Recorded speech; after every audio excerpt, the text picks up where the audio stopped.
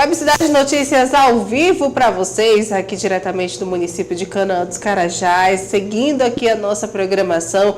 Agora, hoje, sexta-feira, como todas as sexta-feiras, nós temos aqui um encontro marcado com o quadro Desvendando a Violência de Gênero. E hoje, com o episódio Violência Psicológica, eu já desejo as boas-vindas aqui para a doutora Lorena Miranda. Obrigada, doutora, mais uma vez o nosso encontro aqui, levando pautas importantes para a sociedade.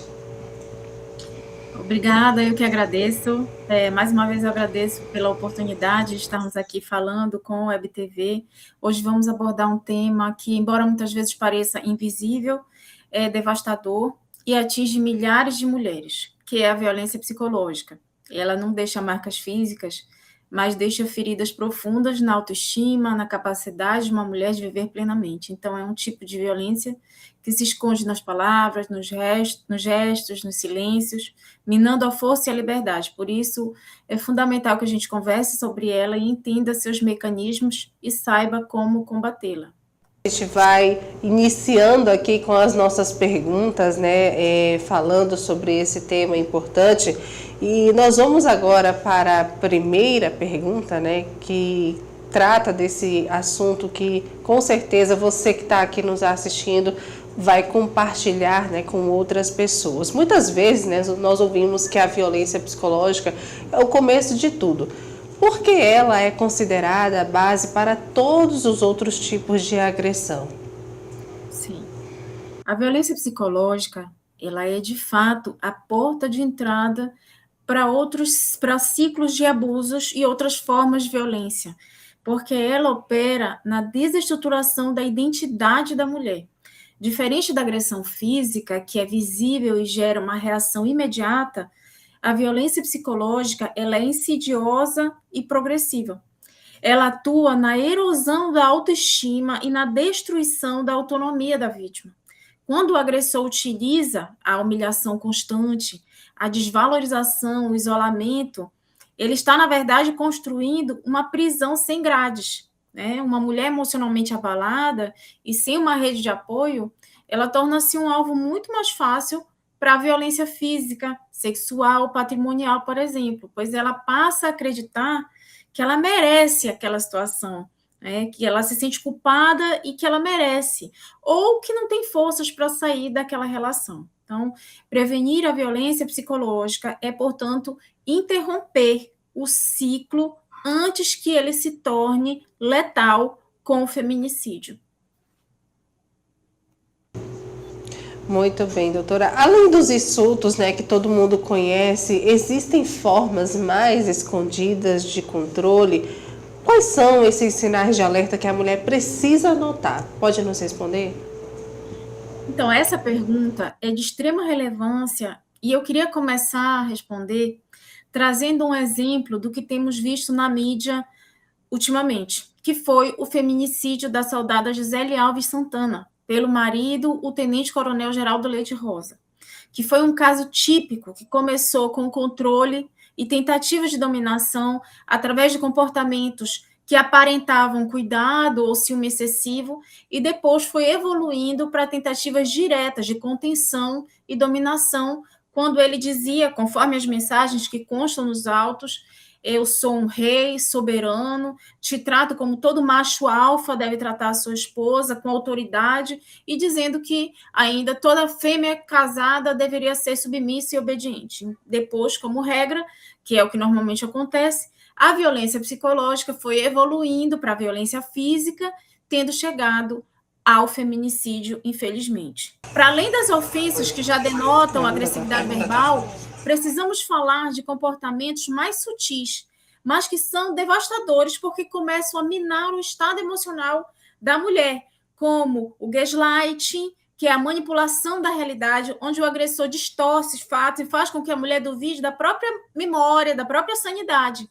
A invalidação de sentimentos, chantagens emocionais, o isolamento estratégico, que não é apenas proibir de sair, mas criar intrigas com familiares, criticar amigos, até que a mulher se afaste de todos.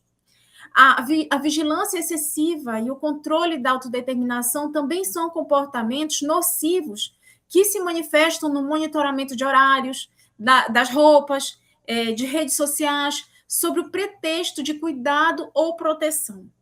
Também é importante citar a exploração da vulnerabilidade, quando o agressor utiliza filhos, a situação financeira ou segredos pessoais para manter a mulher sob dominação. Então, todas essas formas são extremamente importantes que sejam conhecidas e que as mulheres tenham hoje consciência para conseguir evitar outras formas de violência que, em regra, acontecem logo após esse ciclo de violências psicológicas. Com certeza, doutora. Falando de lei, como a Maria da Penha define esse tipo de violência, o que ela garante de proteção para a mulher? A Lei Maria da Penha, no artigo 7º, inciso 2º, define hoje a violência psicológica de forma ampla e protetiva.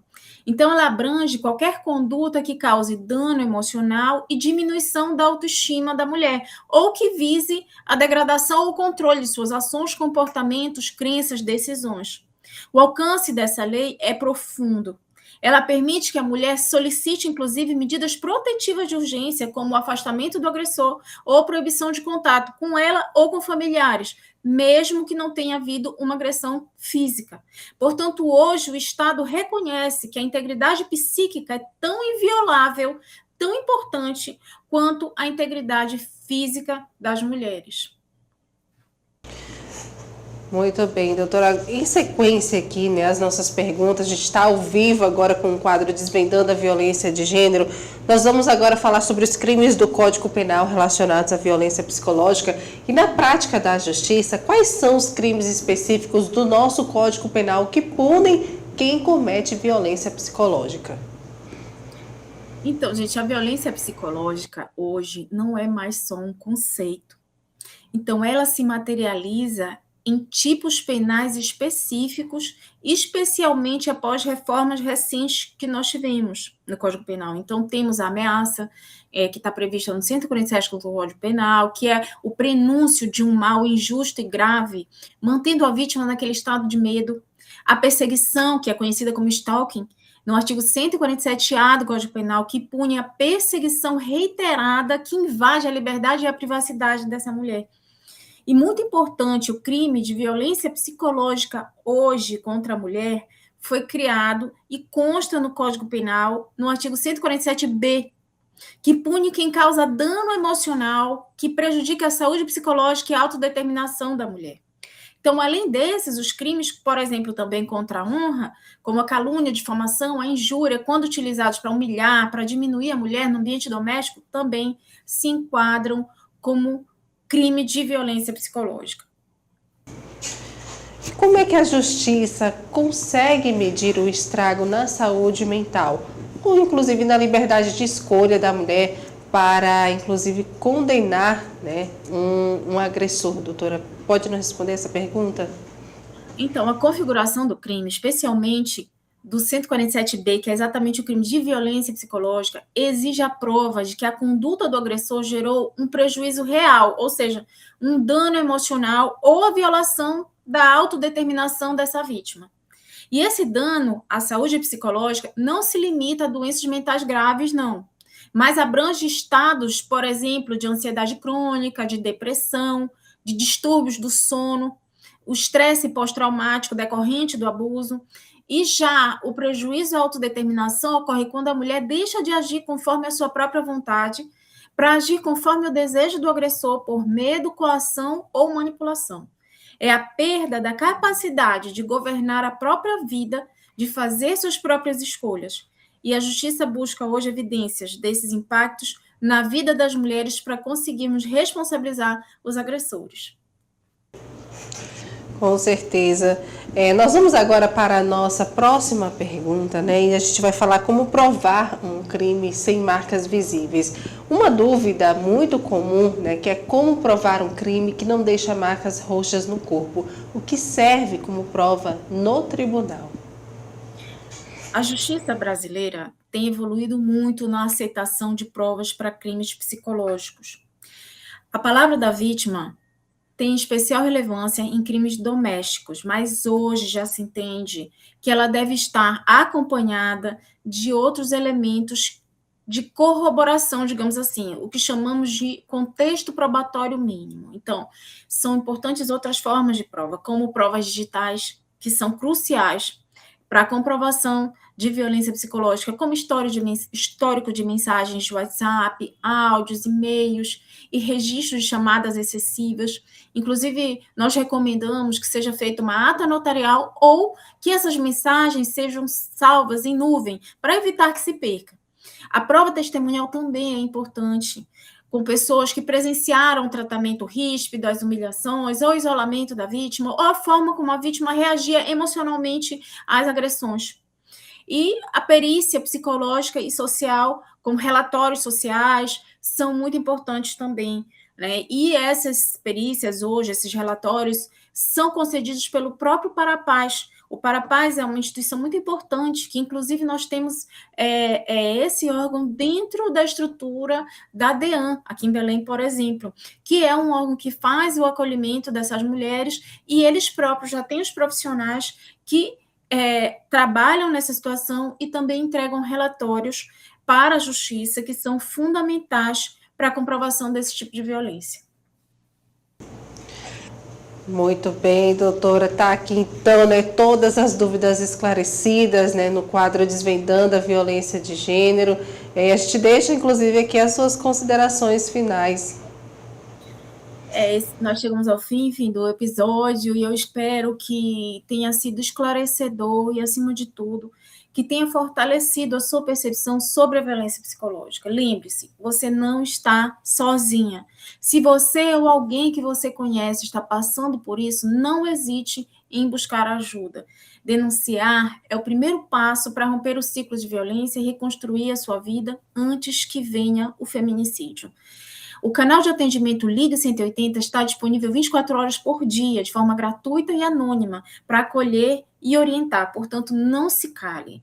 A sua voz é a nossa força. Eu agradeço imensamente a sua companhia, agradeço a Web TV. Nos vemos na próxima sexta com mais um tema relevante para a nossa comunidade. Até lá. Até a próxima sexta, doutora Lorena Miranda, aqui no quadro Desvendando a Violência de Gênero. Sempre bom estar aqui nesse bate-papo, conversando, né? Assuntos que sempre, né, vai se existir dentro da sociedade. Nosso muito obrigada.